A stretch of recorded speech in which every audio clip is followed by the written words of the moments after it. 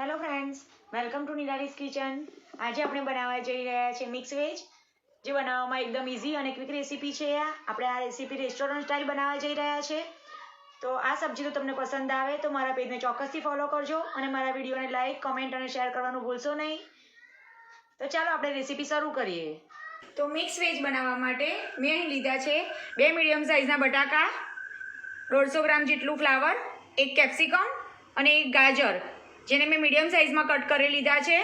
ત્યારબાદ આપણે લઈશું 2 નંગ ટામેટાં, 3 નંગ ડુંગળી, 2 લીલા મરચાં, 10 થી 12 નંગ લસણની કળી ફોલેલું, 2 ઇંચ આદુનો ટુકડો, 10 થી 12 નંગ કાજુ, 1 ચમચી જેટલી કસૂરી મેથી, 3 ચમચી જેટલી ફ્રેશ મલાઈ, લીલા ધાણા, 100 ગ્રામ જેટલા ફ્રેશ વટાણા, મીઠું, લાલ મરચું, હળદર, જીરું, ગરમ મસાલો અને ધાણા જીરું. તો અહીં મેં ગેસ ઓન કરી લીધો છે. એમાં 3 થી 4 ચમચી તેલ લઈ લીધું છે. તો હવે આપણે એમાં લસણ ઉમેરી લેવાનું છે, આદું ઉમેરી લેવાનું છે અને લીલા મરચાં સાંતળી લઈશું એને લગભગ 1 થી 2 મિનિટ સુધી. હવે 1 થી 2 મિનિટ થઈ ગયા બાદ આપણે એમાં ડુંગળી ઉમેરી લેવાની છે.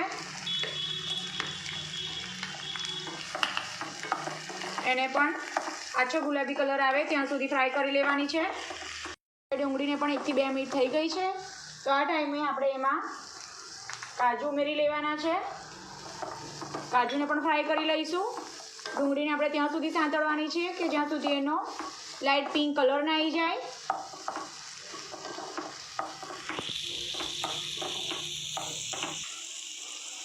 હવે ડુંગળી પણ ફ્રાય થઈ ગઈ છે, એનો કલર પણ ચેન્જ થઈ ગયો છે. તો આ ટાઈમે આપણે હવે એમાં જે ટામેટાં લીધા હતા એ ઉમેરી લઈશું. મિક્સ કરી લઈશું એને સારી રીતે. ટામેટાને આપણે ત્યાં સુધી ફ્રાય થવા દઈશું કે જ્યાં સુધી એકદમ સોફ્ટ ના થઈ જાય. તો હવે ટામેટાં પણ સરસ ફ્રાય થઈ ગયા છે અને સોફ્ટ થઈ ગયા છે. તો આ ટાઈમે આપણે ગેસને ઓફ કરી લઈશું અને આ બધી સબ્જી જે ફ્રાય કરી છે આપણે એને એક ગ્રાઇન્ડિંગ જારમાં કાઢી લઈશું.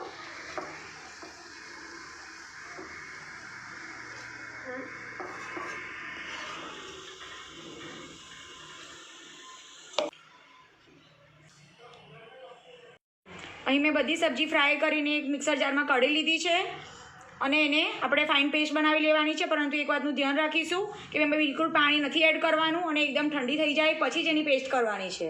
હવે આપણી સબ્જી જે ફ્રાય કરેલી હતી એ ઠંડી પડે ત્યાં સુધી આપણે એ જ પેનમાં બીજું 3 થી 4 ચમચી જેટલું તેલ ઉમેરી લેવાનું છે અને એમાં જે આપણે બીજી સબ્જી લીધી હતી એને ફ્રાય કરી લેવાની છે.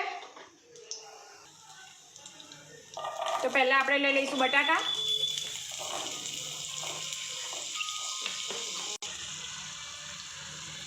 ફ્લાવર ઉમેરી લઈશું અને ગાજર ઉમેરી લઈશું.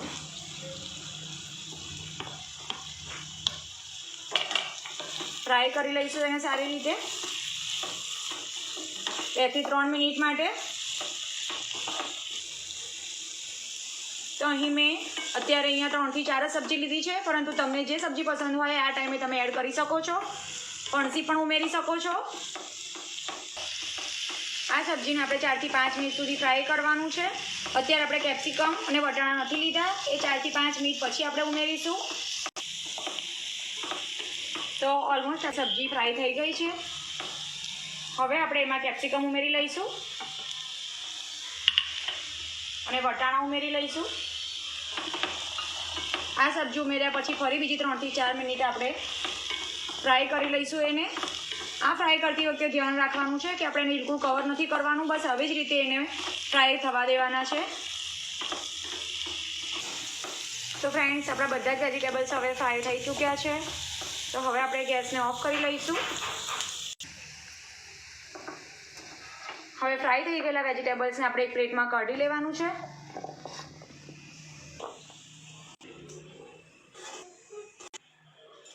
તો અહીં મેં બધા જ વેજીટેબલ્સ એક પ્લેટમાં કાઢી લીધા છે. હવે આપણે જે ગ્રાઇન્ડિંગ જારમાં સબ્જી કાઢેલી હતી એ પણ એકદમ ઠંડી થઈ ગઈ છે. તો હવે આપણે એને બ્લેન્ડ કરી લઈશું.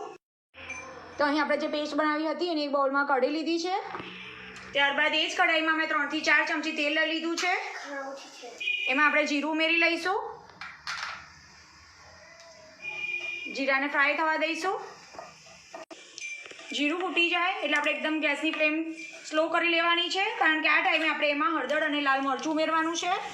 તો હળદર ઉમેરી લઈશું, લાલ મરચું ઉમેરી લઈશું.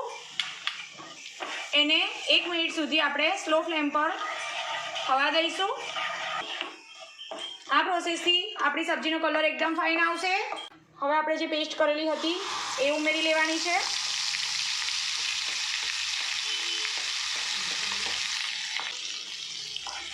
મિક્સ કરી લઈશું સારી રીતે. બસ આને ખાલી મરચાં અને હળદરમાં મિક્સ જ કરવાનું છે. પહેલેથી આપણે બધું સાંતળેલું છે એટલે એને બહુ ફ્રાય થવા દેવાની જરૂર નથી. તો હવે આ ટાઈમે આપણે એમાં ધાણા જીરું ઉમેરી લઈશું. મિક્સ કરી લઈશું સારી રીતે. સારી રીતે મિક્સ કરી લીધા બાદ હવે આપણે એને સ્લો ફ્લેમ પર જ 1 થી 2 મિનિટ માટે થવા દઈશું. એને કવર કરી લઈશું. તો હવે આપણે એને ખોલીને જોઈ લઈશું. તમે જોઈ શકો છો કે તેલ પણ આપણું સેપરેટ થઈ ગયું છે. મિક્સ કરી લઈશું એને સારી રીતે. હવે આ ટાઈમે આપણે એમાં થોડુંક પાણી ઉમેરી લઈશું. મિક્સ કરી લઈશું સારી રીતે.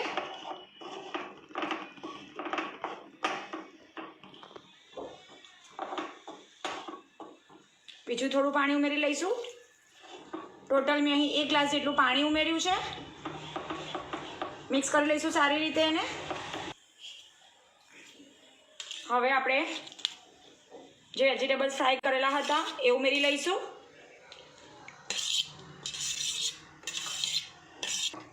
મિક્સ કરી લઈશું સારી રીતે.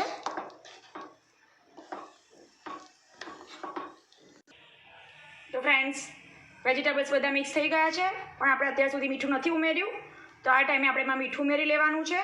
તમારા સ્વાદ મુજબ તમે મીઠું ઉમેરી શકો છો. મિક્સ કરી લઈશું સારી રીતે.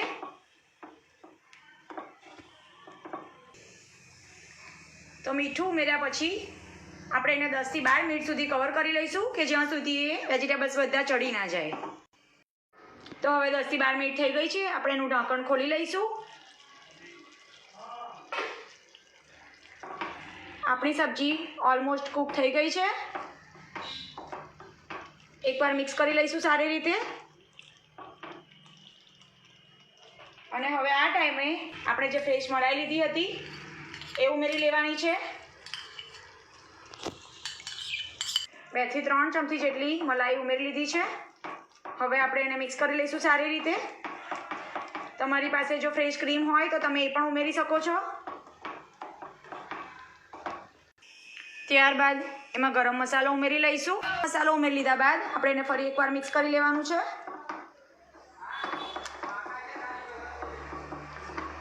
મિક્સ કરી લીધા બાદ ફરી એને 1 થી 2 મિનિટ માટે કવર કરી લઈશું. હવે 1 થી 2 મિનિટ બાદ આપણે ઢાંકણ ખસાડી લઈશું.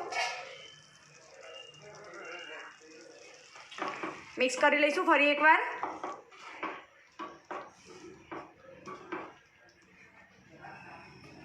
આપણી સબ્જી બનીને એકદમ સરસ રેડી થઈ ગઈ છે.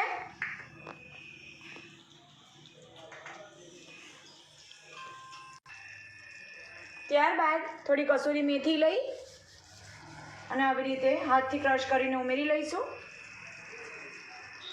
કસૂરી મેથીથી આ સબ્જીમાં બહુ જ ફાઇન ફ્લેવર આવે છે. હવે આપણે એને ફરી 1 મિનિટ માટે કવર કરી લઈશું. હવે 1 મિનિટ બાદ આપણે ખોલીને જોઈ લઈશું. આપણી સબ્જી એકદમ સરસ તૈયાર થઈ ગઈ છે. મિક્સ કરી લઈશું ફરી એકવાર.